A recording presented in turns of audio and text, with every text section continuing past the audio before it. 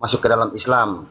Jadi ketika jiwa saya mengakui bahwa Islam adalah agama yang benar dan saya mengakui bahwa Muhammad adalah utusannya, tapi saya masih dengan duniaku memaksa saya untuk tetap bertahan dulu.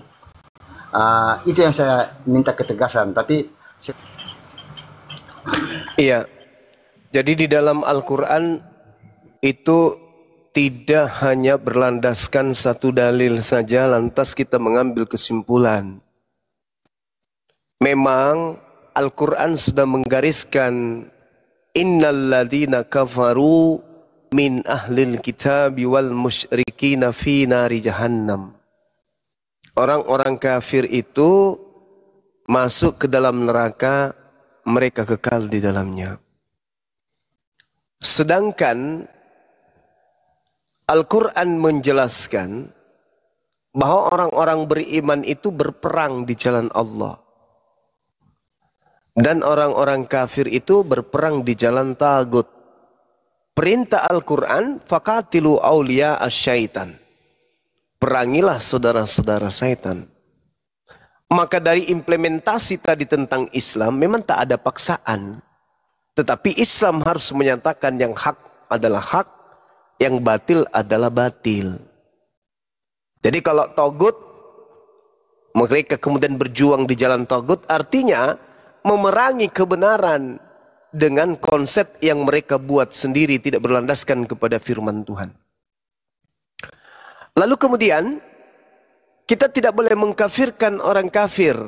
Itu juga keliru. Kafir itu ya kafir. Qul ya ayyuhal kafirun. Ya hadi ya bashir ya tabibi Nabiyullah khairul khalqi khairul khalqi jami'an lahu a'la manasibi wal marati Salatullah subhanallah.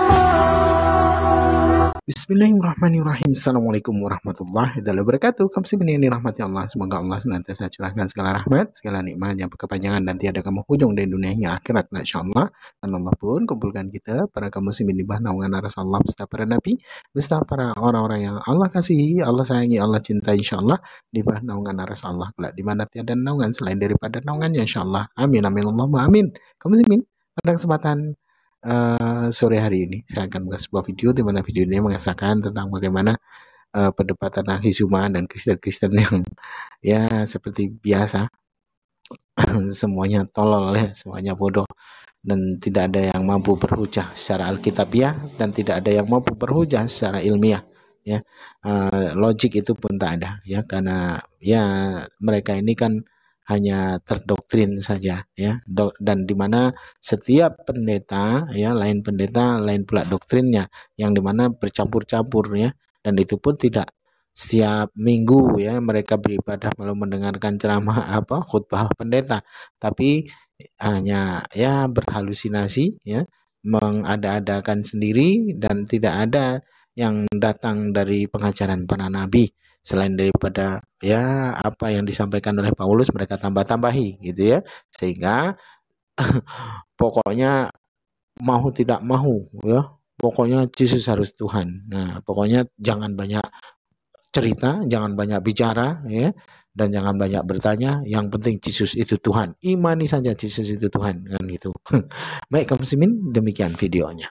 Dialah yang menyampaikan firman Allah. Dialah yang menyampaikan firman Allah. Karena Allah mengaruniakan rohnya dengan tidak terbatas kepadanya. Siapa yang diutus oleh Allah, dialah yang menyampaikan firman Allah. Satu. Yang kedua, tolong didengarkan. Yohanes menuliskan, Yesus berkata dalam Yohanes 12 nomor 49, Yesus menyatakan bahwasanya aku tidak berkata-kata dari diriku sendiri. Apa yang aku katakan adalah apa yang diperintahkan untuk aku katakan dan aku sampaikan. Dan aku, Yesus, tahu bahwa perintah Bapa itu adalah hidup yang kekal. Jadi apa yang aku katakan, aku menyampaikannya sebagaimana yang difirmankan oleh Bapa kepadaku. Tolong digunakan akal untuk menelaah pernyataan-pernyataan Bible ini.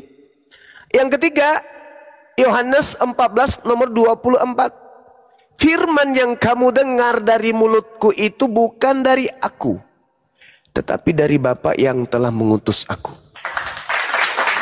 Jadi kalaupun Yesus berkata, hai seluruh umat manusia, aku ini adalah Tuhan. Tidak ada Tuhan selain aku. Akulah yang menciptakan, akulah yang menghidupkan, akulah yang mencukupkan segala yang kalian butuhkan. Alam semesta ini adalah ciptaanku. Bagi orang berakal, ucapan Yesus itu bukan bertanda Yesus itu Tuhan.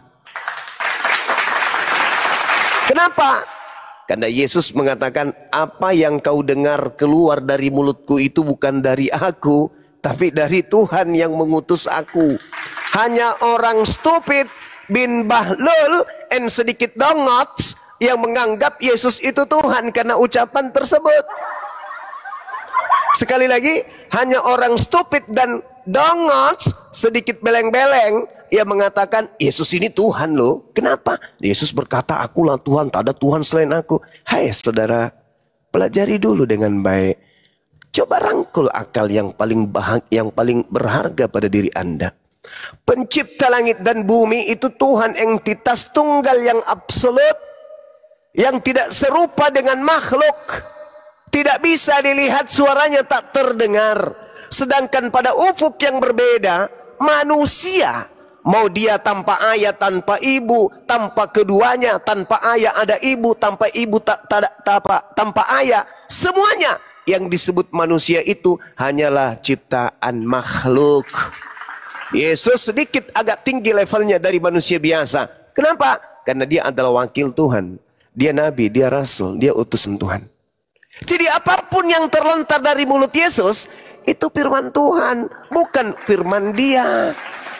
Jadi jangan dianggap Tuhan. Sama seperti kalau orang stupid, tak ada kemudian akal sehatnya, datang Bang Suma di kampungnya, tiba-tiba Bang Suma naik ke atas pohon besar, lantas Bang Suma mengatakan begini, innani anallah la ilaha illa ana, aku ini adalah Allah, tidak ada Tuhan selain aku. Orang yang tidak berakal tiba-tiba datang menyembah Bang Suma, padahal Bang Suma sedang membacakan firman Tuhan. Bagi orang berakal tahu, yang berucap ini anak Maria, manusia, kadang sedih, kadang ngantuk, kadang lapar, kadang ketakutan. Berkata seperti itu hanya karena dia adalah dititipin firman oleh pencipta kepadanya untuk disampaikan kepada Bani Israel. Itu bagi orang berakal. Ini kesalahan fatal. Kenapa bisa seperti itu? Karena saudara Kristen ini bukan cuman bodoh, tapi memang memperbodoh diri. Maaf, itu fakta, itu real. Kemudian Anda bertanya tentang hadits. Kalau berbicara mengenai hadits, itu berarti berbicara mengenai pengabaran. Mana yang palsu, mana yang asli? Yang palsu, yang tidak nyambung kepada baginda Rasulullah. Hanya berkata, Nabi Muhammad berkata loh. Tapi ternyata Nabi Muhammad tidak pernah berkata. Tapi dikatakan hadis riwayat. Tapi Rasulullah tidak pernah mengatakan itu. Seperti misalnya hadis riwayat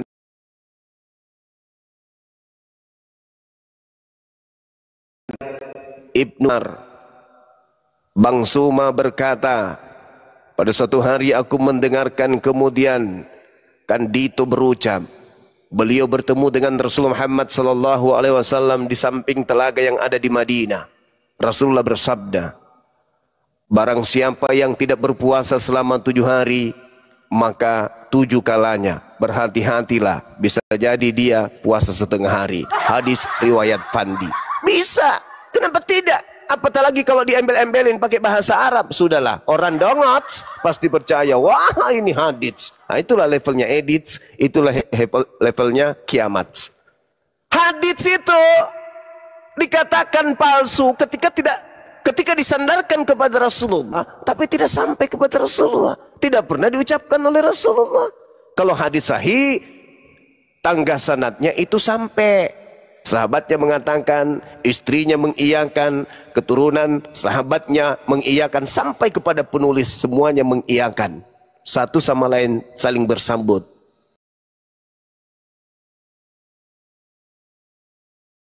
Saling bersambut. Anda yang boleh ditutupi. Kita punya santri, kita punya santriwati. Mereka harus belajar tentang hadis. Mana hadis maudhu, mana hadis hasan, mana hadis sahih, dan lain-lain sebagainya. Mereka harus tahu pembagian-pembagian hadis itu supaya tidak disesatkan. Jangan malah dihapus, enggak, harus dipelajari. Ini loh hadis yang bertentangan dengan ijma'. Ini loh yang bertentangan dengan sunnah. Ini loh yang bertentangan dengan Al-Quran. Harus. Kenapa? Islam ini untuk disampaikan kepada seluruh manusia. Tak boleh ada disembunyikan, sama seperti surah Paulus di dalam pengakuan Paulusnya. Aku heran, kenapa Cak Ayu? Begitu cepat kamu berpaling kepada Injil-Injil lain. Oh, memang ada Injil lain?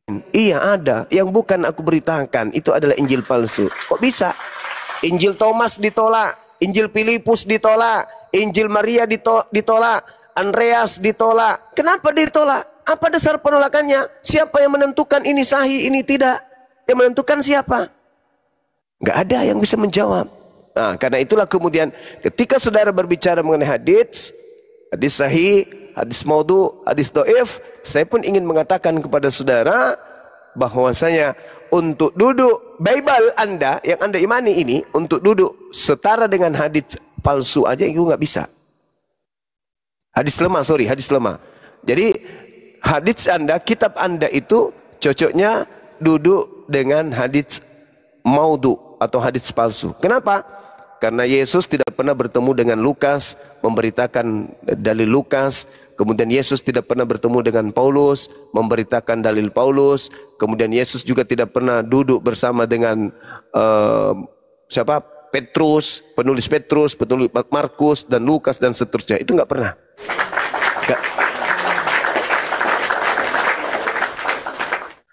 Seperti itu saudara ya. Jadi kalau hadis saudara itu apa, kitab saudara kalau dalam Islam, kitab saudara, kitabnya orang Kristen kalau pandangan Islam itu adalah hadis maudhu alias hadis palsu. Itu kalau di Islam. Silakan.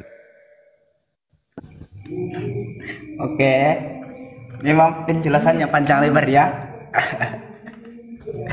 Kalau menurut Islam ya pasti tentunya kalau Alkitab itu seperti hadis kalau menurut pandangan Islam. Tetapi bagi kaum Kristen ya begitupun sebaliknya. Jadi kalau kita berbicara dari sudut pandang yang sama ya begitupun pemahaman Kristen tentang Al-Quran pasti pemikirannya juga berbeda gitu. Nah, berkaitan dengan apa yang dikatakan Bang Suma tadi, kalau sebenarnya di dalam Kristen itu kita melihat bahwa Yesus, di dalam diri Yesus ada dua natur, yaitu ilahi dan manusia. Jadi kalau kita berbicara tentang berkata bahwa Tuhan Yesus berkata bahwa apa yang saya katakan, apa yang saya sampaikan tidak berasal dari Bapa, itu menunjukkan bahwa dia itu sebagai natur manusia, atau dia berbicara sebagai natur manusia. Karena kami percaya bahwa Yesus itu memiliki dua natur, yaitu ilahi dan manusia, dan itu tidak dapat dipisahkan. Nah, inilah perbedaan di dalam Islam dan Kristen. Hanyalah saya mengetahui bahwa memberitahukan bahwa pandangan Islam tentang Kristen itu sangat berbeda. Makanya saya nggak ada niat untuk berdebat karena dasarnya aja berbeda. Dasarnya aja tentang pemahaman tentang Alkitab itu sangat berbeda. Kalau di dalam Alkitab saja ditulis beribu-ribu tahun, sedangkan Al-Quran itu ditulis dalam periode yang jangka dekat ya, mungkin pada masa yang singkat gitu. Itu sangat berbeda. Tetapi kalau Bang Suma mengatakan bahwa Alkitab itu adalah seperti hadis atau seperti hadis palsu, itu merujuk pada yang namanya menjelekkan agama lain. Tetapi kalau saya nggak ada menjelekkan agama lain karena dasarnya itu berbeda, dasarnya pemikirannya itu berbeda gitu. Jadi kalau berbicara tentang Yesus itu pasti Tuhan, dia adalah Tuhan. Dasarnya itu karena memang dibuatkan dalam Yesaya bahwa dia akan datang ke dalam dunia. Di dalam kitab Mika bahwa dikatakan Yod-Heh-Vav adalah juru selamat. Di dalam Keluaran dikatakan Keluaran 3 ayat 15, aku telah mengutus aku kepadamu. Berarti dia mengutus dirinya untuk dunia gitu. Di dalam Keluaran pasal 3 ayat 15, aku telah mengutus aku kepadamu. Berarti dia mengutus dirinya untuk umat manusia. Lalu dikatakan dalam Alkitab bahwa bagaimana Allah itu mempermuliakan anaknya. Tuhan itu Bapa itu mempermuliakan anaknya. Seperti anak mempermuliakan bapaknya gitu. Ilahi mempermuliakan Yesus bagaimana Yesus mempermuliakan anaknya. Itu di dalam kitab Yohanes. Jadi kalau berbicara tentang Tuhan mengutus dirinya kepada dunia itu di dalam Keluaran pasal 3 ayat 15 gitu. Lalu selanjutnya tentang Bang Is, biar tidak kepanjangan, mending TikTokan aja ya. Jadi ada yang dibahas satu tema, satu ayat, itu dibahas dulu sampai selesai, terus lompat ke ayat lain gitu mungkin Bang Is. Supaya enak. Gimana? Iya betul. Saya coba minta dikerucutkan lagi, saudara. Yesus Anda katakan dua natur. Iya. Ketika Yesus itu manusia, apakah dia juga Tuhan sekaligus, atau Tuhannya hilang dulu, jadi manusia dulu selama 30 tahun, habis itu nanti jadi Tuhan kembali? Atau gimana? Apakah bersamaan Tuhan sekaligus menjadi manusia, atau memang murni manusianya? Pada saat dia manusia adalah manusia seutuhnya, nanti setelah selesai sisi kemanusiaannya, baru kembali kepada ketuhanannya. Atau masuk ke dunia ini sekaligus dua natur, sekaligus dia manusia, sekaligus dia juga Tuhan. Maksudnya pada saat dia netek ke ibunya, Tuhan dan kemanusiaannya sama-sama netek. Atau gimana ini maksudnya? Bergantiankah misalnya Tuhan, habis itu Tuhan cuti jadi Tuhan, habis itu jadi manusia, tidak ada sisi kemanusiaan, nanti setelah kemudian keluar dari bumi jadi Tuhan kembali? Atau gimana maksudnya? Sebenarnya Bang, saya itu tidak bisa menjawab dengan sempurna ya, karena saya juga masih kurang paham Alkitab sepenuhnya. Jadi kalau saya hanya memberitahukan apa yang saya tahu ya. Kalau kita berbicara tentang natur Tuhan Yesus itu, saya mengakui keterbatasan saya bahwa memang Tuhan Yesus itu adalah natur manusia 100%. Kenapa dia bisa lapar, haus? Kemudian dia adalah Allah karena dia adalah Tuhan. Kenapa dia mengatakan bahwa sebelum dunia ada dia sudah ada. Sebelum Abraham dia sudah ada. Dia mengatakan saat dia mengucapkan itu, dia sebagai manusia atau sebagai Tuhan? Di dalam pemahaman saya itu saya juga kurang paham nanti. Saya kurang paham. Kenapa Anda memberatkan diri Anda dengan sesuatu yang tidak berdalil? Kenapa enggak yang berdalil aja kemudian Anda pakai? Misalnya gini, hidup kekal itu adalah mereka mengenal Engkau satu-satunya Tuhan. Kenapa enggak pakai itu? Kenapa Anda harus mempersulit diri? Saya juga bingung untuk menjelaskan itulah. Kenapa Anda mau menjelaskan sesuatu yang Yesus tidak pernah ucapkan? Kenapa enggak percaya aja kepada ucapan Yesus? Bukankah dia jalan kebenaran dan hidup, tidak ada sampai kepada Bapa kalau tidak melalui dia? Kenapa harus melalui Anda sendiri? Kenapa enggak melalui Yesus saja? Apa yang Yesus katakan itulah yang Anda imani. Yohanes 3 nomor 16. Begitu besar kasih karunia Tuhan akan dunia ini sehingga ia menugerahkan Yesus. Siapa yang percaya kepada Yesus selamat. Kenapa Anda enggak nisbahkan sepenuhnya aja kepada ucapan Yesus? Aku tidak dapat berbuat apa-apa dari diriku sendiri. Apa yang kau dengar dariku adalah dari Tuhan, bukan dari aku sendiri. Kenapa enggak pakai pola Yesus saja? Kenapa harus Anda tamat nambahin ada sisi keilahian? Dari mana sisi keilahian ini Anda dapatkan? Pada saat dia mengatakan, aku ada sebelum Abraham ada, dia berkata sebagai nabi, dia berkata sebagai rasul. Di mana Tuhan sudah menentukan dia untuk jadi nabi, jadi rasul untuk Bani Israel.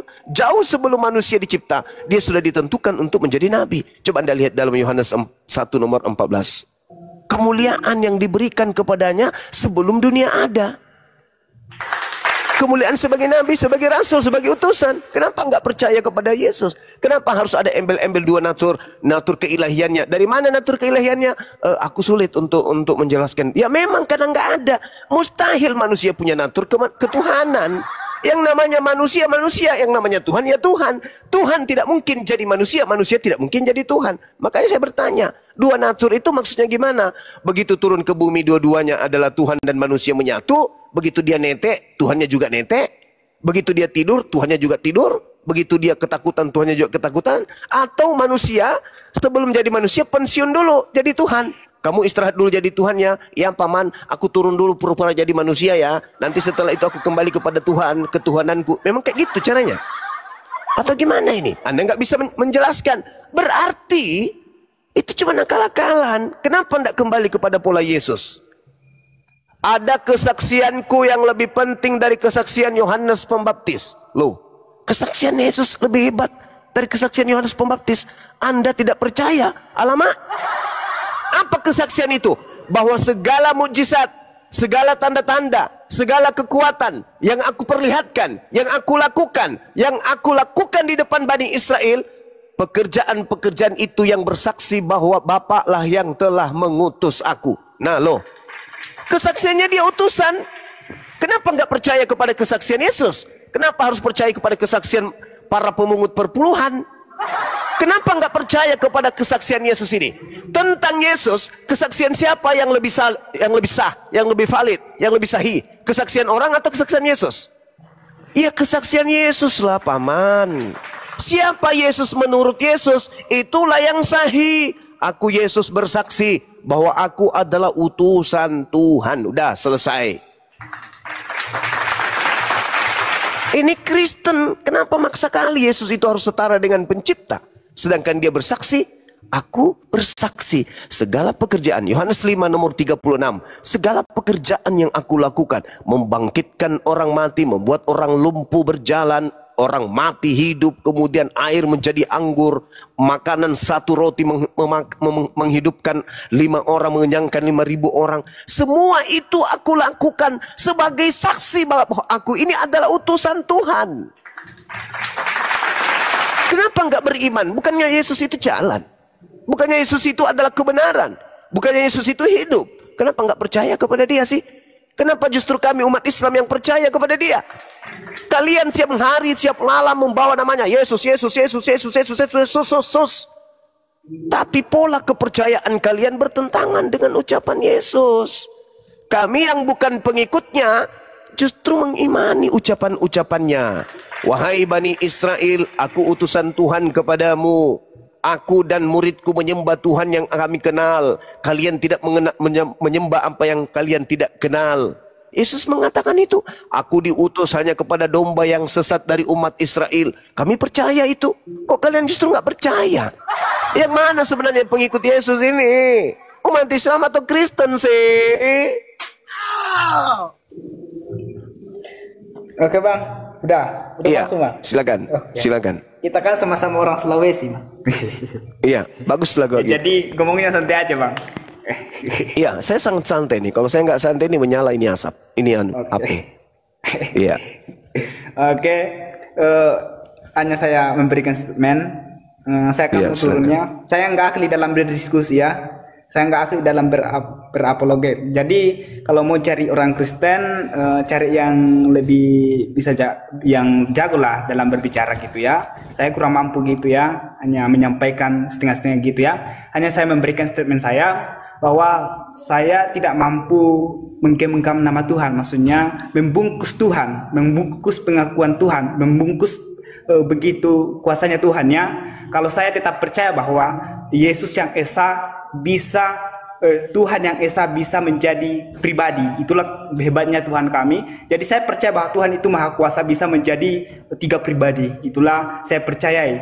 Kalau Bang Suma tidak percaya itu tidak masalah, karena memang perbedaan dasarnya gitu. Tapi kalau kita melihat bahwa memang Yesus itu bisa mengampuni dosa tanpa ada rasa bersalah, dia itu membuktikan bahwa dia adalah satu-satunya yang bisa mengampuni dosa orang tanpa orang itu bersalah kepadanya gitu. Jadi dikatakan bahwa memang ada yang memang kurang dipahami, yang tidak dipahami oleh manusia ya. Jadi kalau saya melihat Yesus itu sebagai Tuhan. Mengapa? Saya menaklukkan diri saya kepada Tuhan. Mengapa? Karena dia mengatakan bahwa dia adalah jalan kebenaran dan hidup. Lalu ketika dia Tuhan Yesus bangkit itu, banyak orang yang menyembah dia. Di dalam kisah para rasul itu, mereka tunduk lalu Tuhan Yesus naik ke surga berlutut. Lalu ketika Tuhan Yesus ada di ruang apa namanya itu, ruang maksudnya tempat pencurahan Roh Kudus itu ya, di mana itu saya lupa ayatnya. Jadi mereka secara tiba-tiba di situ mereka mengaku sebagai yang disembah gitu. Itu yang saya pahami. Jadi kalau Bang Sumat mau diskusi sama orang yang lebih jago gitu ya, kan saya kurang berpengetahuan, saya kurang bisa berkata-kata gitu ya. Saya mau turun ini karena memang pemahaman saya berbeda. Saya tetap percaya meskipun saya dihujat, saya tetap percaya Tuhan Yesus sebagai juru selamat saya. Karena saya mengakui bahwa saya adalah manusia berdosa dan Tuhan Yesus itu untuk datang ke dalam dunia untuk menebus saya gitu. Jadi saya tetap meskipun saya dihujat, meskipun itu tidak masalah ya. Yang komentar juga nggak apa-apa karena memang iman saya itu tidak bisa dipaksakan. Saya percaya iman saya itu tetap percaya kepada Tuhan Yesus. Maksudnya saya tidak bisa pindah-pindah gitu karena itu yang saya yakini gitu. Jadi mau cari yang lebih pintar gitu. Silakan. Siap, saudara. Jadi gini, sebenarnya bukan masa. Ya, silakan. Ini sebenarnya bukan masalah pintar atau cerdas.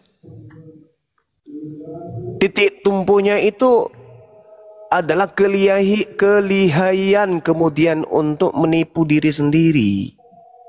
Jadi orang Kristen itu bukan cerdas ataupun pintar atau tidak cerdas, bukan. Bagaimana mereka kemudian pintar menipu diri. Sama seperti saudara kita ini Bang Is. Anda mengatakan banyak orang yang menyembah Yesus. Silakan Anda jadi pengikut orang-orang yang menyembah Yesus, silakan. Tapi Yesusnya sendiri gimana? Banyak orang Bang yang menyembah Yesus. Ya udah ikutlah sama orang itu. Tapi Yesus mengatakan dalam Yohanes 10 nomor 27, Aku mengenal pengikutku. Mereka mendengarkan suaraku dan mengikuti aku.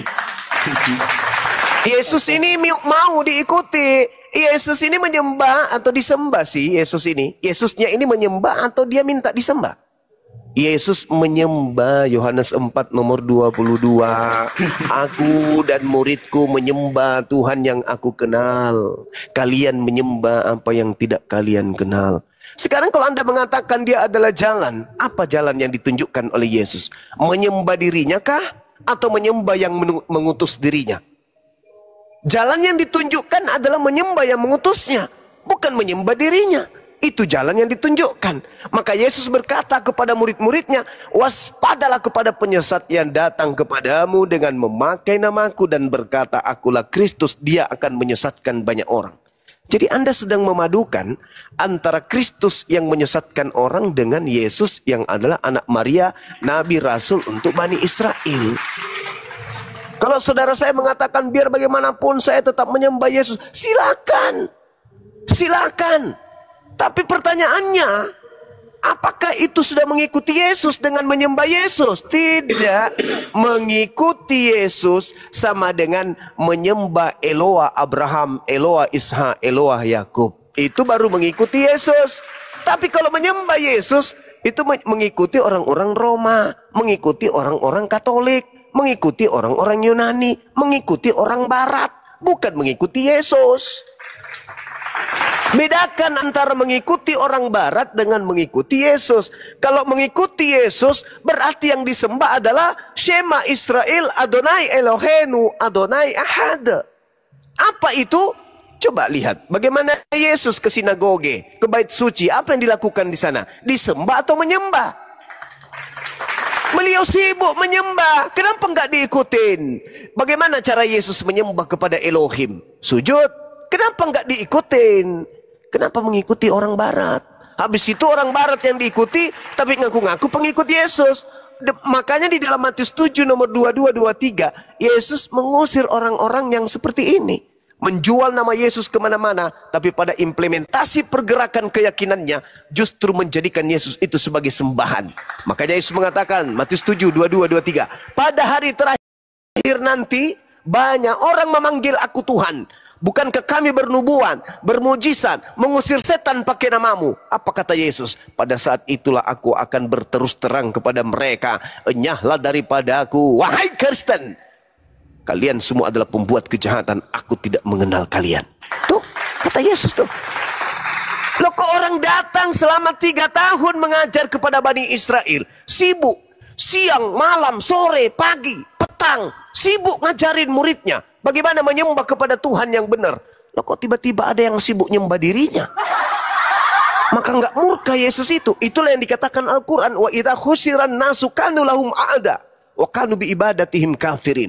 Pada hari terakhir nanti, di hari kemudian nanti, di padang mahsyar kelak, apa yang mereka sembah selain daripada Allah akan menjadi musuh bagi mereka, dan pemujaan yang mereka lakukan ketika di dunia terhadap Dia yang bukan Tuhan akan diingkari oleh yang mereka sembah.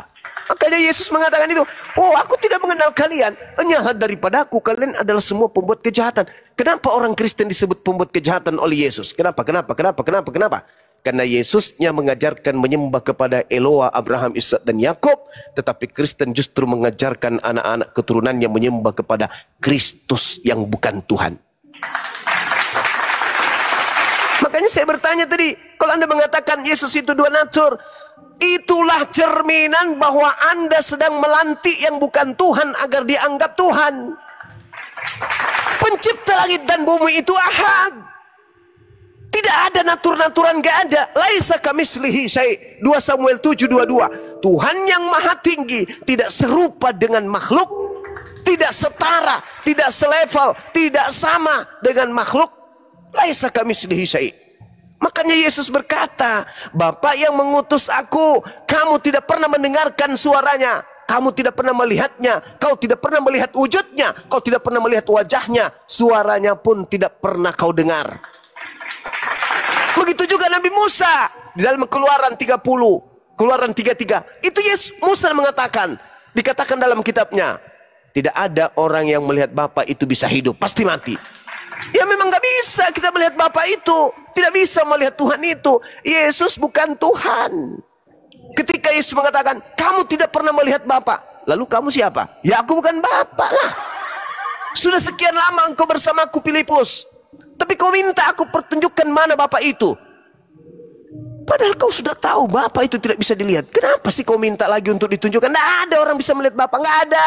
Baca Yohanes 1 nomor 18, tak ada. Tapi aku sebagai anaknya, sebagai hambanya yang kudus datang untuk menyatakan Dia. Menyatakan apa? Menyatakan kehendaknya. Kamu harus begini, jangan begini, jangan begitu, harus begini, harus begini. Aku yang diminta oleh Dia yang Maha Kuasa untuk datang membimbing kamu sebagai gembala agar kamu bisa kembali kepadanya. Aku. Jadi kalau kau ingin melihat Bapa yang tidak bisa terlihat itu, cukup kau lihat aku. Jadi kalau kau ingin mendengarkan suara Bapa yang tak terdengar itu, cukup kau dengarkan aku. Sebab apa yang aku kerjakan adalah apa yang aku lihat kepada Bapa untuk aku kerjakan. Apa yang aku katakan adalah apa yang diperintahkan Bapa untuk aku katakan. Lihat aku. Cukup dengan melihatku, kamu sudah melihat Bapa. Tetapi bukan berarti aku ini adalah Bapa, Cak Ayu. Sama seperti kami. Fattakullah wa ati'un. Bertakwalah kepada Allah dan taatlah kepada Rasulullah. Dengan taat kepada Rasulullah sama taat kepada Allah. Tetapi bukan berarti Rasulullah itu adalah Allah. Sama seperti ketika Bapak Prabowo mengutus kemudian menteri datang ke Makassar. Pak Prabowo mengatakan kepada menterinya, datanglah ke Makassar, sampaikan kepada mereka hari Senin berikutnya mereka harus menggunakan pakaian batik. Maka menteri datang ke Makassar, mengatakan apa? Kalian semua hari Senin harus menggunakan kain batik, pakaian batik. Mendengarkan Pak Menteri sama dengan mendengarkan Pak Prabowo. Melihat Pak Menteri sama berarti melihat Pak Prabowo. Artinya wakil Tuhan, wakil Prabowo, ketika kita hargai sama halnya kita menghargai Pak Prabowo. Ketika kita terima dia di Makassar sama halnya kita menerima Pak Prabowo. Kalau kita tolak Pak Menteri di Makassar sama halnya kita menolak Pak Prabowo. Menolak Yesus sama halnya menolak Tuhan. Menerima Yesus sama dengan menerima Tuhan. Tetapi bukan berarti Yesus yang manusia itu adalah Tuhan. Begitu polanya dalam beragama. Tinggal tinggalkan ajaran pagan itu. Yesus sekalipun naik ke gunung yang paling tinggi, lalu kemudian berkata, wahai seluruh isi bumi, ya paman, aku ini adalah Tuhan, tidak ada Tuhan selain aku. Minum. Ini Yesus minum. Dengarkan, saya ulang lagi. Dengarkan wahai kalian. Aku ini adalah Tuhan, tiada Tuhan selain aku. Akulah yang menciptakan langit dan bumi. Minum dulu Pak Yesus, minum lagi. Dia di situ menandakan bahwa dia makhluk, dia manusia, dia butuh air, dia butuh minum, butuh tidur, butuh makanan, butuh tempat tidur, butuh pakaian. Menandakan bahwa dia manusia. Lantas kenapa dia mengatakan seperti itu? Saudara, dia wakil Tuhan. Dia utusan Tuhan turun ke bumi melalui perantaraan seorang wanita bernama Maryam, lahir tanpa ayah. Untuk apa? Untuk menyampaikan firman Tuhan ke tengah-tengah Bani Israel. Tapi jangan kemudian kau lantik dia setara dengan yang mengutusnya. Jangan. Yesus sudah mengatakan, Yohanes 17:3, hidup kekal itu sama dengan ente pada harus mengenal dua hakikat, dua sosok. Yang pertama hakikat pencipta langit dan bumi, satu-satunya Tuhan yang benar. Dan yang kedua, mengenal utusannya Yesus. Jangan kau tuduh Yesus itu anak zina. Jangan kau tuduh Yesus itu sebagai anak haram. Jangan kau tuduh Yesus itu anak pelacur. Jangan kau tuduh Yesus itu adalah makhluk terkutuk. Jangan! Dia adalah manusia suci yang diutus oleh pencipta langit dan bumi untuk mengajak Bani Israel kembali kepada hukum Taurat. Beliau adalah jalan menuju Allah, bukan Allah. Akulah jalan. Tidak ada yang sampai kepada Allah tanpa melalui aku. Itu betul. Tidak ada orang sampai ke Monas tanpa melalui jalan. Jangan pula jalan dari Makassar ke Monas dianggap Monas. Jangan. Itu beleng-beleng namanya. Jalan menuju Monas bukan Monas. Jalan menuju Allah bukan Allah. Jalan menuju Bapak bukan Bapak. Yesus jalan coy, bukan tujuan. Tapi Kristen lucu. Dia melipat jalan raya ini untuk menutupi kemudian Monas agar dianggap jalan raya ini juga Monas. Itu namanya beleng-beleng. Orang Cina mengatakan itu bahlul. Tidak seperti itu polanya. Yesus adalah jalan, kebenaran dan hidup. Dudukkan dia pada perkara yang sesungguhnya. Sama, Nabi Muhammad adalah jalan, kebenaran dan hidup. Tidak ada yang sampai kepada Allah Subhanahu wa taala tanpa melalui ajaran Nabi Muhammad sallallahu alaihi wasallam. Mana buktinya? Qad ja'akum rasuluna yubayyinu lakum. Ya ahlal kitab, telah datang Rasulku kepadamu mengajarkan kebenaran, membawa kemudian cahaya berupa Al-Quran dan membawa keselamatan berupa Al-Quran, dan dia cahaya sebagai Nabiullah kepada kalian. Tidak ada yang sampai kepada Allah tanpa melalui Nabi Muhammad. Di zaman ini, zamannya Nabi Musa, tak ada yang sampai kepada Eloah tanpa melalui Nabi Musa. Zamannya Yesus, tidak ada yang sampai kepada Eloah tanpa melalui Yesus. Zamannya Nabi Muhammad, tidak ada yang sampai kepada Allah Azza wa Jalla tanpa melalui Nabi Muhammad. Begitu caranya, Bung. Beragama itu kudu wajib berakal. Makanya Yesus mengatakan, kasihilah Tuhanmu dengan akal budimu. Jangan pula kau akal-akalan. Dua natur apa? Apa yang dua natur? Begitu dia turun ke bumi, mama dingin ma. Bapak kemana? Sang Tuhan kemana? Yang dua natur ini kemana? Mana yang satu naturnya? Oh, lagi tidur. Kayak mana ceritanya Anda melantik manusia biasa seperti ini setara dengan pencipta? Na'udzubillah summa na'udzubillah. Coba sesekali selancar kepada Kisah Para Rasul 2 nomor 22. Orang Israel harus tahu yang kumaksud adalah Yesus Kristus, seorang manusia yang ditunjuk sebagai perantara untuk melakukan mujizat, tanda-tanda, kekuatan yang dilakukan oleh Allah melalui perantaraan manusia bernama Yesus. Sekali-kali selancar ke sana. Makanya Yesus berkata, aku tak dapat buat apa-apa dari diriku sendiri. Kan begitu. Itu baru betul. Jadi Yesus itu perkaranya adalah ketika roh kebenaran itu ditumpahkan ke atas muka bumi, kata Yesus, maka orang-orang yang tertimpa dengan roh kebenaran itu akan memuliakan aku. Islamlah itu. Bukan Kristen. Kristen itu bukan roh kebenaran yang datang kepada Kristen. Siapa yang mengajarkan Kristen menuhankan Yesus? Roh kemana yang ngajarin menyembah anak orang selain daripada pencipta langit dan bumi? Kira-kira yang mengajarkan itu roh apa? Roh Sibilisis, Paman. Ya, roh Sibilisis. Seperti itu cara belajarnya, saudara-saudaraku sekalian. Ya, jadi kalau Anda ngaku orang Sulawesi, sangat disayangkan. Orang Sulawesi itu pemakan coto, pemakan kontrol, sop saudara. Saudaranya aja di sop. Masa nggak pintar-pintar? Sekira begitu dari saya, teman-teman. Silakan dilanjutkan. Silakan. Maaf Saya kepanjangan. pamit dulu. Oh iya, Iya, Bang. hati-hati di jalan. Ini ada Tuhan Happy Yesus Ambon. memberkati. Iya, Tuhannya, silakan. Tuhannya. Kami diberkati Tuhannya Yesus, bukan Yesusnya, karena Yesus saja minta pemberkatan. Silakan saudara-saudara yang lain. Silakan Bang Heri Ambon.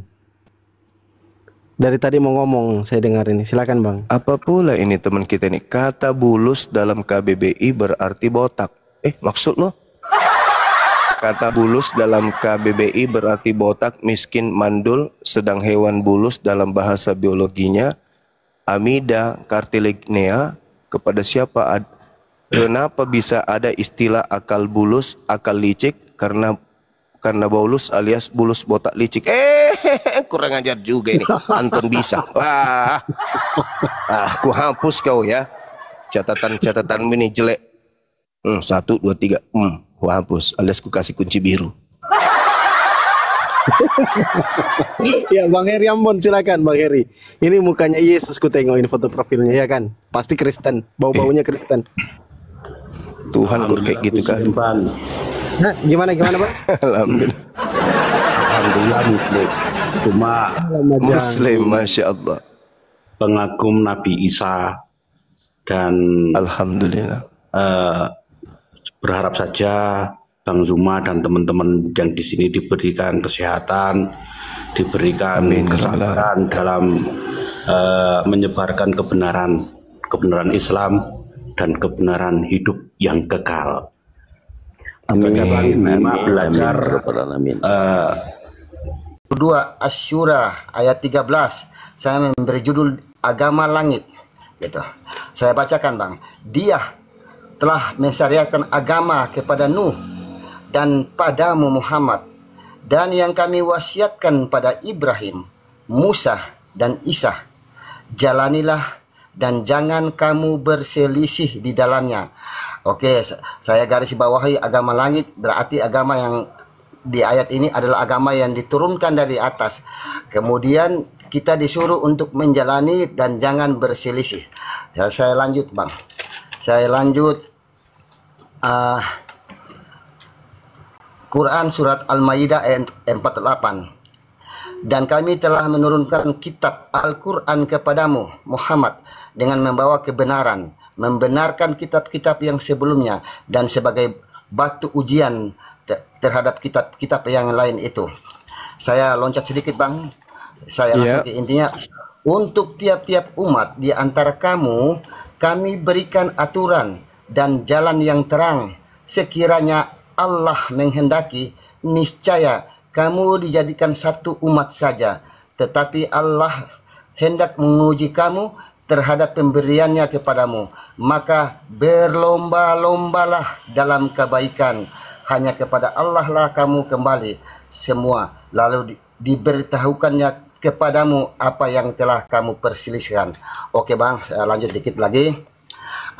Kemudian ketiga ayat ini menggambarkan kepada saya dengan ilmu saya yang terbatas bahwa agama pertama ukurannya takwa, kemudian diberikan agama untuk dijalani, jangan berselisih. Kemudian ayat yang terakhir tadi bahwa sebenarnya kita sudah diberikan sesuai dengan nabi-nabi yang kita ikuti. Kemudian yang paling penting menurut saya dalam Quran sendiri itu tidak ada seorang pun yang setara dengan dia. Ini tentang kebesaran Sang Tuhan Bang. Jadi kemudian salah satu dosa yang tidak terampunkan yang saya garis bawahi dalam Islam adalah syirik. Dan kemudian selebihnya dari itu Allah itu mengampuni segala dosa. Itu yang saya garis bawahi Bang. Selain kecuali syirik, selebihnya dari itu Allah itu mengampuni segala dosa bagi yang dia kehendaki. Saya punya dalil tentang ayat itu. Jadi di samping ayat-ayat yang saya bacakan tadi, saya mengatakan saya tidak akan bersegera mungkin, karena ayat-ayat yang saya bacakan itu berpesan kepada saya bahwa agama itu dijalani, ukuran adalah takwa, dan kemudian yang lain, Bang, dosa syirik, asal awas jangan ada dosa syirik.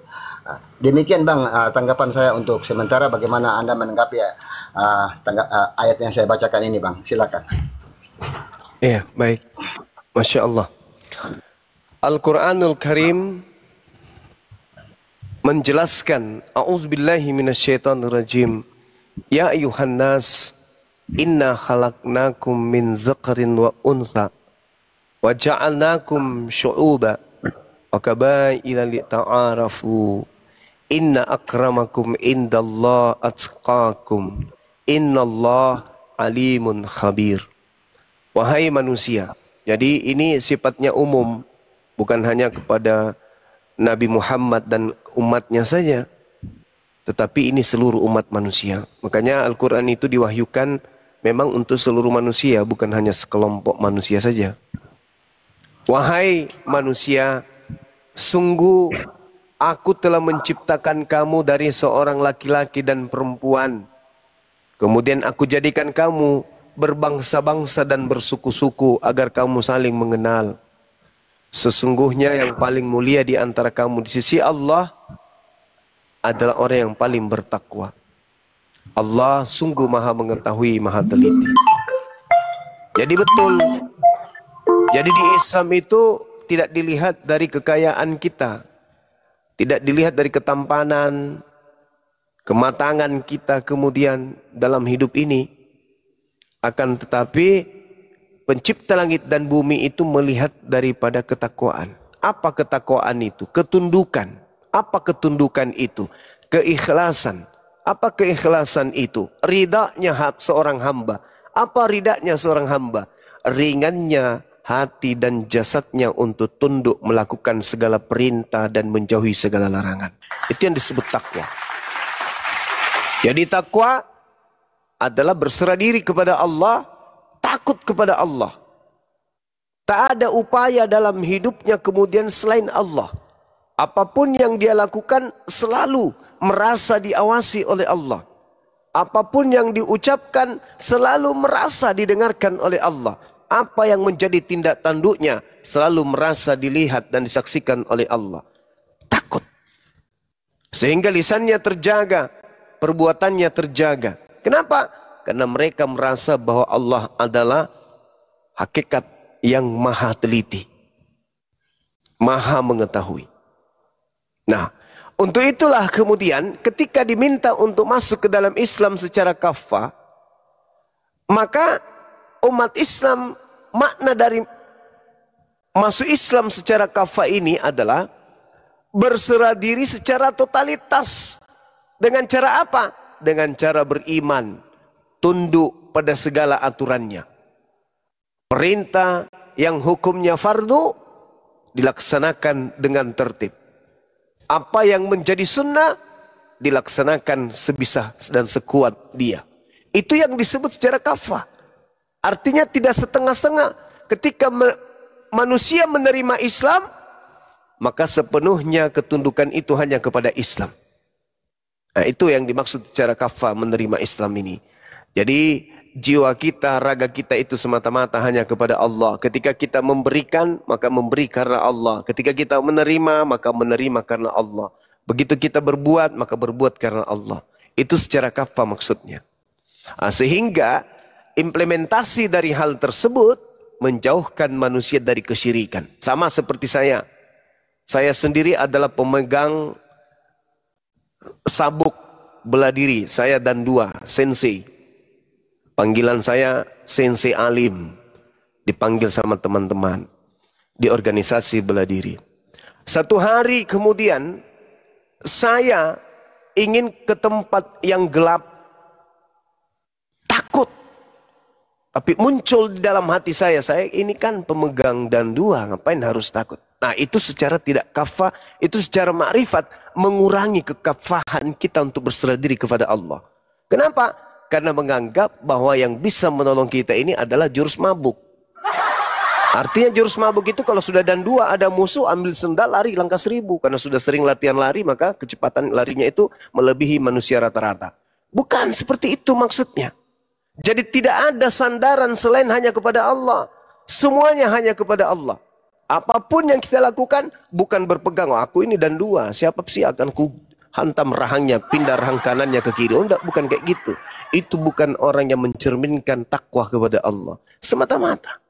Kalau orang sudah sampai pada level takwa, hanya dengan mengucapkan bismillah, apapun diniatkan itu bisa terjadi. Kalau dia sudah sampai kepada level takwa dan sampai kepada ma'rifat, hanya dengan bismillah, maka semuanya bisa terjadi. Nah, inilah yang dimaksud kemudian kafah di dalam menerima ajaran agama Islam. Saya kira begitu, saudara. Saya tidak terlalu fokus tadi dengan ini karena terlalu banyak materi yang Anda sajikan dan itu terpenggal-penggal, namun saya mencoba untuk menyampaikan apa yang saya tangkap. Silakan. Sudah sangat baik, Bang. Tapi seperti yang Abang katakan, tidak materi yang terpenggal. Jadi intinya begini mungkin maksud saya. Jadi masuklah Islam secara kafah. Menurut saya tidak kan membatalkan ayat-ayat yang saya bacakan tadi, yang ukurannya pertama artinya tidak membatalkan saya harus masuk Islam secara kafah. Kenapa? Karena ayat yang tadi saya bacakan, bahwa ukuran kita di hadapan Sang Tuhan nanti adalah takwa. Kemudian agama langit tadi adalah pesan langit tentang telah diberikan agama kepada Nuh, kepada Muhammad, kepada Ibrahim, Musa dan Isa. Dan jalanilah agama itu dan jangan kamu berselisihnya di dalamnya. Dari ayat-ayat ini saya menangkap pesan bahwa saya tidak harus masuk Islam, atau tidak harus terburu-buru kalau menuju ke ayat kafah, karena masuk secara kafah tidak juga akan membatalkan ayat-ayat ini tentang agama sudah diberikan kepada Isa, saya pengikut Yesus umpamanya ya, kepada monoteis, kepada Musa orang Yahudi, kan semuanya dari langit. Yang penting saya tahu bahwa dalam Islam itu yang tidak terampunkan adalah dosa syirik. Artinya ayat-ayat yang saya bacakan tadi menandakan kepada saya, berpesan bahwa saya tidak harus masuk Islam secara cepat-cepat, atau saya tidak masuk Islam karena saya tidak syirik dan saya menjalani agama yang baik sesuai dengan petunjuk esensi agama, yaitu keesaan Tuhan. Kemudian saya mengartikan begini, Bang, persoalan Tuhan dalam pandangan saya yang pas-pasan ini, bahwa menurut saya bukan persoalan kita mengenal Dia dengan sebaik-baiknya, tapi bagaimana kita melakukan perintah-perintahnya, Bang. Itu menurut akal saya dan ilmu saya yang pas-pasan. Silakan, Bang Suma. Saya punya pengalaman, Bung, seorang pendeta dan sekaligus misionaris datang kepada saya, kemudian muatannya hampir sama. Dia mengatakan, saya ingin masuk Islam, tetapi nanti setelah saya benar-benar memahami Islam secara kafah. Dia sampaikan itu sama aku. Terus dia mengatakan, bolehkah saya masuk Islam, tetapi saya masih melaksanakan bagian-bagian daripada agama saya yang lama. Contoh, sesekali saya khutbah kalau belum diketahui kalau saya sudah mu'allaf. Kedua, sholat saya boleh enggak? Jangan terlalu banyak, 5 kali, ya cukup 2 kali aja dalam sehari. Atau besok setelah lama-lama 3 kali, baru nanti 5 kali dan seterusnya. Dan masih bisakah aku mencicipi makanan B2 sekali-sekali? Dia katakan itu dengan serius dan sangat berharap saya mengiyakan waktu itu. Tapi saya katakan apa? Saudara, ketika cahaya Islam itu datang dan saudara sudah mengetahui bahwa Islam itu adalah agama yang benar, Anda kemudian memahami bahwa jalan yang Anda tempuh itu adalah keliru. Al-Quran saya mengatakan, Allah mengharamkan orang yang berbuat syirik masuk ke dalam surga. Innahu man yusrik billah faqad harramallahu alaihil jannah. Itu kata saya kepada beliau. Beliau kemudian pulang. Beberapa hari, beberapa saat kemudian, tiba-tibanya dia, tadinya hanya melalui telepon. Tiba-tiba dia hadir di kantor saya, memeluk saya. Meskipun saya tidak mengenal siapa orang ini sebelumnya. Datang, menangis, meluk, itu di kantin kejadiannya. Saya sampai terheran, Bapak ini siapa? Saya yang kemarin nelpon, beberapa saat nelpon. Ini teman saya Ustadz Yusuf, kata beliau. Ada apa bang? Ada masalah apa? Aku bilang gitu. Saya yang nelpon bang yang kemarin, beberapa saat yang lalu. Yang saya adalah seorang pendeta, sekaligus misionaris, banyak orang kampung yang saya murtadkan. Terus apa masalahnya? Kembali diambil tangan saya, dicium tangan saya, dia peluk, saya lagi nangis. Ada apa ini? Saya pun heran, ada apa? Rupa-rupanya yang saya sampaikan kepada beliau itu bahwa jangan menunggu Anda kafah dulu. Gimana mau kafah Anda masuk Islam aja kagak. Akhirnya dia mengikrarkan diri mendatangi Ustadz Yusuf, kemudian beliau syahadat. Lalu belajar sholat. Setelah dia merasakan sujud, darah yang mengalir dari tapak kaki menuju ke lutut sampai ke pinggang, masuk ke dada, sampai ke leher, sampai ke kepala. Tunduk dia di tanah, menjadikan dia nyaman dalam beribadah. Nyaman senyaman-nyamannya. Sampai-sampai dia ingin sujud aja terus dalam hidupnya. Pingin sujud, sujud-sujudnya saja. Jadi dia katakan, yang kemarin itu saya mengatakan bahwa saya agak berat untuk 5 kali sehari bang. Boleh tidak ditambah. Masih kurang 5 kali sehari itu. Loh kok bisa? Iya, saya sudah merasakan nikmatnya berhubungan dengan pencipta langit dan bumi. Dulu saya berharap berat. Ketika saya melihat saudara-saudara saya lewat ke masjid. Belum juga saya selesai mengupas kelapa. Lewat lagi. Belum selesai, lewat lagi. Dan itu setiap hari dilakukan. Sampai saya tertawa mencibir. Ini apa-apaan sih mereka? Apa nggak capek? Saya aja sekali seminggu beratnya minta ampun. Itu pun sampai ke sana aku dikasih upah. Ini mereka tiap hari tak ada capeknya. Belum apa-apa, lewat lagi. Belum apa-apa, lewat lagi. Akhirnya, apa yang Anda rasakan? Kutanya, apa yang Anda rasakan sekarang? Sambil terseduh-seduh dia mengatakan, ya Allah, ya Rabb, ternyata kenapa Islam itu begitu tekun? Ternyata ada kenikmatan di situ di dalam sholatnya. Ada keindahan hidup, ada kelapangan jiwa, ada kesegaran berpikir, ada kelapangan masalah kemudian, untuk melepaskan masalah kemudian. Akhirnya saya memutuskan bang, untuk sholat dan memenuhi dengan sunnah-sunnah. Jadi saya bergurau waktu itu. Bagaimana dengan B2? Waduh jangan disebutkan katanya. Jangan disebutkan. Kenapa?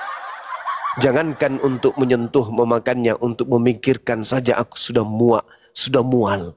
Nah, jadi tidak nunggu, harus kafah dulu, harus sempurna dulu, embulat dulu, enggak. Yang penting sudah meyakini bahwasanya agama Islam itu benar, dan yang saya lakoni sekarang ini adalah salah. Asyhadu an la ilaha illallah wa asyhadu anna Muhammadar Rasulullah. Ternyata dari nikmat ke nikmat muncul kemudian melahirkan ketakwaan kepada Allah secara sempurna. Nah, kenapa ini harus menjadi cerminan? Karena ternyata di dalam Islam ada suatu ayat di dalam surah Maryam di ayat 96. Di situ Allah Subhanahu wa taala menjelaskan begini. A'udzubillahi minasyaitonirrajim. Innal ladzina amanu wa amilus solihat sayaj'alu lahumur rahmanu wudda. Sungguh kata Allah, orang-orang yang beriman dan mengerjakan nih artinya mempraktekkan, bukan cuma teori doang. Mengerjakan amal soleh, mengerjakan kebajikan. Apa kata Allah? Allah yang maha pengasih akan menanamkan rasa kasih sayang di dalam hati mereka. Coba Anda lihat saudaraku, Anda pandang orang-orang yang mu'allaf itu. Pandang mereka. Mereka yang bertato, beringas, anak jalanan. Begitu mereka syahadatain, bersyahadat masuk Islam, hatinya akan dilembutkan oleh Allah. Kebanyakan dari mereka akan lahir rasa kasih sayang di dalam dirinya. Kenapa? Kesibukan ritual jasadnya kemudian tidak lagi tersentuh oleh hal-hal yang diharamkan. Jasad ini kalau dimasukkan nutrisi, misalnya ada orang masuk di dalamnya minuman keras, maka berpengaruh kepada fisik, berpengaruh kepada pola pikir, bahkan berpengaruh kepada cara berbicara. Nah, ketika dihentikan hal-hal yang haram masuk ke dalam tubuh, maka tubuh kita ini terpimpin. Ruh kita ini akan berzikir kepada Allah. Jantung kita kemudian akan berdenyut dengan denyutan lantunan zikir kepada Allah. Nadi, darah bergerak, semuanya sujud menyembah kepada Allah. Kenapa? Karena rumah yang ada pada diri kita yaitu jasad memuliakan Allah. Innalladzina amanu wa amilus salihat sayaj'alu lahumur rahmanu wudda. Orang-orang yang beriman dan mengerjakan kebajikan, kalau Allah yang maha pengasih akan menanamkan rasa kasih sayang dalam hati mereka. Dan kasihnya umat Islam itu enggak dibuat-buat. Bukan mengharapkan sesuatu. Berbeda dengan ketika ada bencana, orang datang membagi-bagikan spanduk, membagikan handuk, selimut. Berbeda. Kalau ini enggak, murni kasih sayang itu dari dalam hati. Sehingga siapapun yang tersentuh olehnya sadar bahwa apa yang dilakukan oleh saudara muslim ini adalah karena mencari ridha Tuhannya. Nah, ini yang terjadi saudaraku. Jadi tidak mesti harus menunggu kesempurnaan ilmu habis itu baru masuk Islam. Enggak. Sama yang saya contohkan sahabat saya tadi, beliau mempelajari dan mengatakan ini keliru, ini salah, akhirnya dia syahadat. Begitu sholat dianggap berat, ternyata begitu masuk dia pingin ditambah sholatnya. Begitu tadi dia cinta kepada makanannya, rupa-rupanya makanan yang dia makan setiap hari masuk ke dalam tubuhnya itu justru jijik untuk dia dengarkan saja, apalagi untuk memakannya.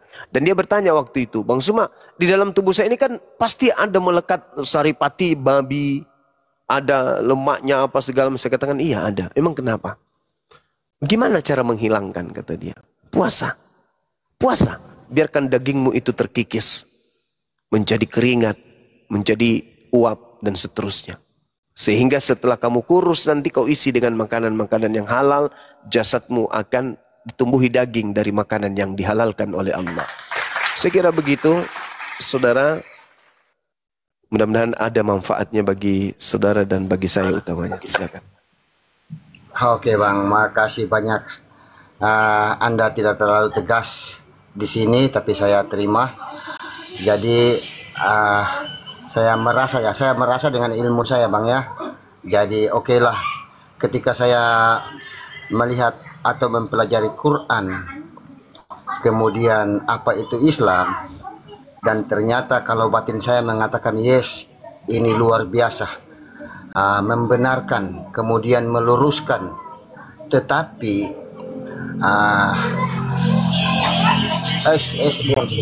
dan kemudian jiwa saya mengakui ya ini aturan, ibarat aturan ini aturan yang terakhir. Ibarat kalau Nabi, penutup Nabi ya, baginda Nabi. Kemudian Quran sebagai penutup kitab. Saya imani karena saya mendapatkan hal-hal yang memuaskan jiwa di situ.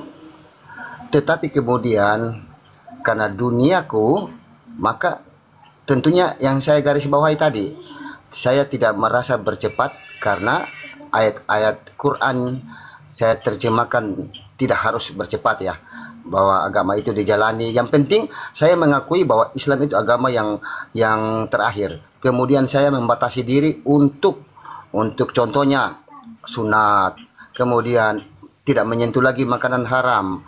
Kemudian saya tahu apa yang paling dilarang dalam Quran, dalam Islam, yaitu syirik. Saya tidak lagi menyamakan sang ilahi itu dengan apapun juga, karena dia ehad, dia esah ya itu Bang maksud saya. Jadi kemudian masih banyak lagi Bang yang saya catat di sini, bahwa Quran membenarkan kitab dan agama-agama sebelumnya. Tetapi alangkah baiknya kalau kita secara keseluruhan masuk ke dalam Islam. Jadi ketika jiwa saya mengakui bahwa Islam adalah agama yang benar dan saya mengakui bahwa Muhammad adalah utusannya, tapi saya masih dengan duniaku memaksa saya untuk tetap bertahan dulu. Itu yang saya minta ketegasan. Tapi sebenarnya Anda telah membawakan sinyal bahwa Anda tidak mengatakan bahwa ayat itu harus gugur dengan sendirinya. Kalau mengacu pada ayat harus secara keseluruhan. Jadi makasih Bang. Jadi saya masih memandang demikian. Terus yang terakhir nih Bang, saya belajar lintas ini tentang Islam. Ada beberapa ayat yang turun kepada baginda Nabi yang ketika beliau mengetahuinya, beliau sangat bahagia karena saya lihat catatan kaki menerangkan ayat itu. Kenapa beliau bahagia? Ternyata beliau tahu bahwa bagiku hanya menyampaikan gitu. Padahal kan kita tahu baginda dengan kekuatan pasukannya, dengan derajatnya sebagai panglima perang, kan beliau bisa menekan. Tapi yang terjadi, yang kita baca, yang saya baca, beliau menyampaikan dengan hikmat, membantah, malah beliau dilawan, beliau menghindar gitu dengan segala kebijakan itu Bang. Jadi di sini makanya saya selalu melihat Komal, saya merasa bahwa banyak orang Islam itu yang tidak paham dengan Islam itu sendiri. Yang saya maksud tidak paham itu tidak paham dengan Quran gitu. Karena contohnya begini, kalian orang Kristen ya, kalian itu adalah masuk neraka. Nah saya cari dalilnya, apakah iya Quran mengiyakan kalau seorang Muslim mengatakan demikian kepada orang lain? Ternyata tidak Bang. Karena apa? Karena takdir akhir itu hanyalah Allah yang tahu. Saya bawakan Quran surat Al-Qasas ayat 56 dalam terjemahan. Sesungguhnya kamu tidak akan dapat memberi petunjuk kepada siapa yang kamu cintai, tetapi Allah memberi petunjuk kepada siapa yang Dia kehendaki. Hemat saya, seorang Muslim itu harus berhati-hati ketika dia menjustik orang yang beragama lain, karena takdir akhir hanyalah milik Tuhan. Begitu Bang, silakan. Iya. Jadi di dalam Al-Quran itu tidak hanya berlandaskan satu dalil saja lantas kita mengambil kesimpulan. Memang Al-Quran sudah menggariskan innal ladzina kafaru min ahlil kitabi wal musyrikina fi nari jahannam. Orang-orang kafir itu masuk ke dalam neraka, mereka kekal di dalamnya. Sedangkan Al-Quran menjelaskan bahwa orang-orang beriman itu berperang di jalan Allah. Dan orang-orang kafir itu berperang di jalan tagut. Perintah Al-Quran, faqatilu awliya asyaitan. Perangilah saudara-saudara syaitan. Maka dari implementasi tadi tentang Islam memang tak ada paksaan. Tetapi Islam harus menyatakan yang hak adalah hak, yang batil adalah batil. Jadi kalau togut, mereka kemudian berjuang di jalan togut, artinya memerangi kebenaran dengan konsep yang mereka buat sendiri, tidak berlandaskan kepada firman Tuhan. Lalu kemudian kita tidak boleh mengkafirkan orang kafir. Itu juga keliru. Kafir itu ya kafir. Qul ya ayyuhal kafirun la a'budu ma ta'budun. Akan tetapi kita tidak boleh mencap bahwa orang ini pasti mati dalam keadaan kafir. Gak boleh. Karena sangat boleh jadi besok hari beliau menjadi umat baginda Rasul Muhammad SAW. Maka karena itulah dakwah harus disampaikan. Dakwah harus berkesinambungan. Tablik ini harus terus dilanjutkan. Debat antar agama, diskusi antar agama, sharing antar agama harus selalu dilanjutkan. Kenapa? Demi untuk menolong orang-orang yang kemungkinan bisa mendapatkan pencerahan. Ya kalau misalnya orang kafir begitu kafir tetap adalah neraka, tidak perlu kita berdakwah. Berarti kalau kafir tetap masuk surga, itu menandakan bahwa Islam pun akan masuk ke dalam surga. Kalau mereka masuk neraka, kita masuk surga. Tidak begitu. Bisa jadi orang yang beriman hari ini bisa kufur di kemudian hari. Begitu juga sebaliknya, bisa jadi orang kafir hari ini bisa menjadi muslim di kemudian hari. Maka apa solusinya? Sampaikan tabligh. Ajak orang-orang itu menjadi baik. Sampaikan Islam ini dengan cara yang baik, dengan cara yang hikmah. Nah, kenapa? Karena Nabi Muhammad itu juga keras. Nabi Muhammad itu keras kepada orang-orang kafir. Orang-orang kafir yang dimaksud di sini adalah yang memerangi Islam. Tapi Nabi Muhammad berkasih sayang kepada sesama orang-orang Muslim. Kenapa? Supaya Muslim ini memahami bahwa Islam itu adalah kasih sayang. Seperti itu kawan. Nah kalau Anda mengatakan saya tadi tidak tegas, saya mengatakan kepada saudara, ketika kita sudah masuk di dalam Islam, memang kita harus kafah. Harus. Nggak bisa tidak. Karena kalau kita tidak kafah, berarti kita tidak maksimal di dalam beribadah. Makanya diperintahkan berlomba-lomba, memperbanyak amal baik. Kita harus berlomba-lomba menuju kepada kebaikan. Di Islam itu, ya semua harus ibadah, semua ibadah. Makanya saya katakan tadi, di Islam ketika dia bertakwa, maka sepenuhnya hanya karena Allah. Bukan karena yang lain. Seperti itu saudara. Maksud saya jangan kafah dulu. Kan ada orang tuh mau masuk Islam tapi dipelajari semuanya dulu. Dia pelajari dari luar. Dipelajari ini. Nah tiba-tiba ajalnya tiba, itu bahaya tuh. Jadi maksud saya, seibarat Islam itu adalah yayasan atau sekolah atau kampus. Daftar dulu jadi mahasiswa.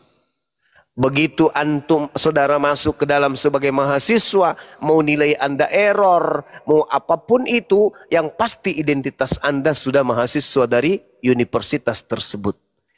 Kalau Anda belajar tok di luar, belajar, pintar ente, tapi tidak terdaftar sebagai mahasiswa di dalam, buat apa? Tidak dapat ijazah, tidak dapat IP dan seterusnya, tidak ada titel dan seterusnya. Bisa jadi begitu Anda sudah merasa sempurna, baru mau daftar pengumuman di depan kampus. Usia diterima maksimal 13 tahun. Ente sudah 67 tahun. Gak bisa menjadi sapam universitas saya, kagak. Alias kalau sudah malaikat maut datang, tak ada waktu lagi. Maka karena itu, kalau memang mau kafah, masuk Islam dulu, nanti setelah di dalam baru kemudian belajar sedikit demi sedikit. Ingat, sahabat-sahabat Rasulullah memeluk ajaran agama Islam, ditatar, digembleng, diospek oleh Rasulullah selama 13 tahun hanya untuk mengenal Allah saja. Ini sudah Islam mereka, 13 tahun digembleng untuk memperdalam akidah. Jadi masuk dulu. Jadi penganut Nabi Muhammad dulu. Di dalam baru semangat untuk belajar. Menjadi umat Islam yang kafah. Itu intinya. Karena kenapa? Kalau ada orang masih menyembah kepada selain daripada Allah, sehebat apapun ilmunya, sepaham apapun dia tentang kebenaran, kalau masih menyembah selain daripada Allah, maka dia syirik. Satu dosa yang tidak akan diampuni oleh Allah adalah mati dalam keadaan syirik. Yang lain masih diampuni oleh Allah. Meski masih dicuci oleh neraka, minimal orang itu akan mencicipi surga. Tapi kalau dia mati dalam keadaan menyembah selain daripada Allah, kekal di neraka jahanam. Nah, ini kekal ini yang bahaya. Kalau cuma sementara, meskipun neraka itu, tapi bukan kata meskipun.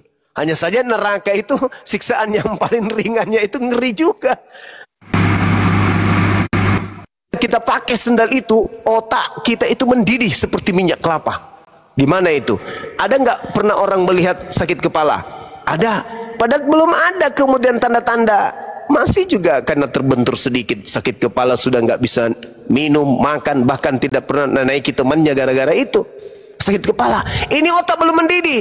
Ini di neraka siksaan yang paling ringan. Otak mendidih di dalam seperti minyak kelapa yang sedang dipanaskan. Kira-kira sakitnya seperti apa? Dan itu dirasakan dalam keadaan kekal, tak ada ujungnya. Nauzubillah, tsumma na'udzubillah. Maka Islam harus kafah supaya tidak menerima siksaan neraka meskipun yang paling teringan. Na'udzubillah tsumma na'udzubillah. Saya kira begitu. Silakan, mungkin ada yang ingin disampaikan oleh adinda saya Kang Dito sang muallaf ini, karena beliau punya pengalaman sebelum non muslim lalu menjadi muslim dan sekarang bercahaya sekali. Sebentar lagi dia pakai mukena itu lagi kayak kemarin. Silakan. Silakan. Assalamualaikum warahmatullahi wabarakatuh. Waalaikumsalam. Waalaikumsalam warahmatullahi wabarakatuh. Assalamualaikum warahmatullahi wabarakatuh. Waalaikumsalam. Sedikit saya untuk Pak Andika. Pak Andika, kalau sudah membaca terjemahan Al-Quran, bagi orang yang sudah mendapatkan kebenaran tentang Islam, Surah Ali Imran ayat 83 sampai dengan 85. Boleh dibacakan terjemahannya Pak, supaya teman-teman juga ikut tersharing gitu Pak. Pak Andika. Oke. Siap. Ini dulu ya Bang ya. Bentar ya. Ali Imran surat kedua atau ketiga itu ke surah ketiga. Bentar ya Bang. Ayatnya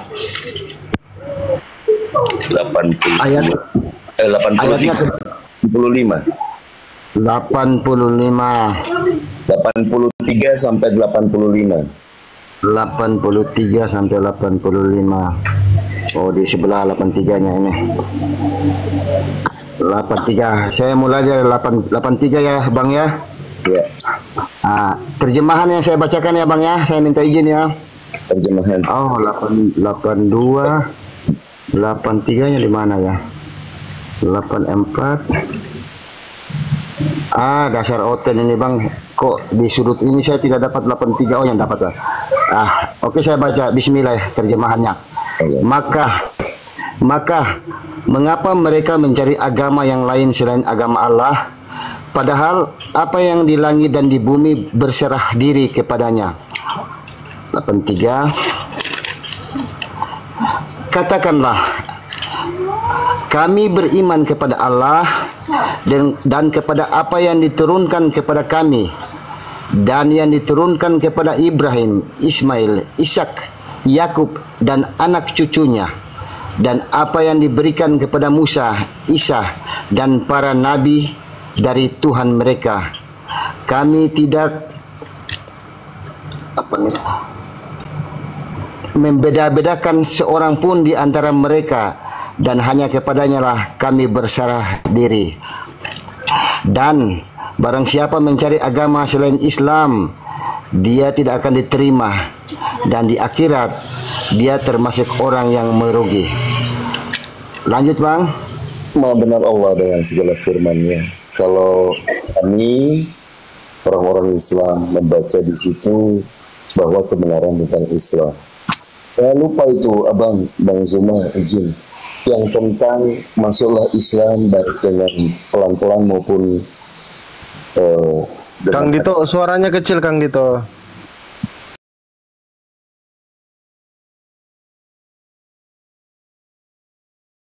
Cek.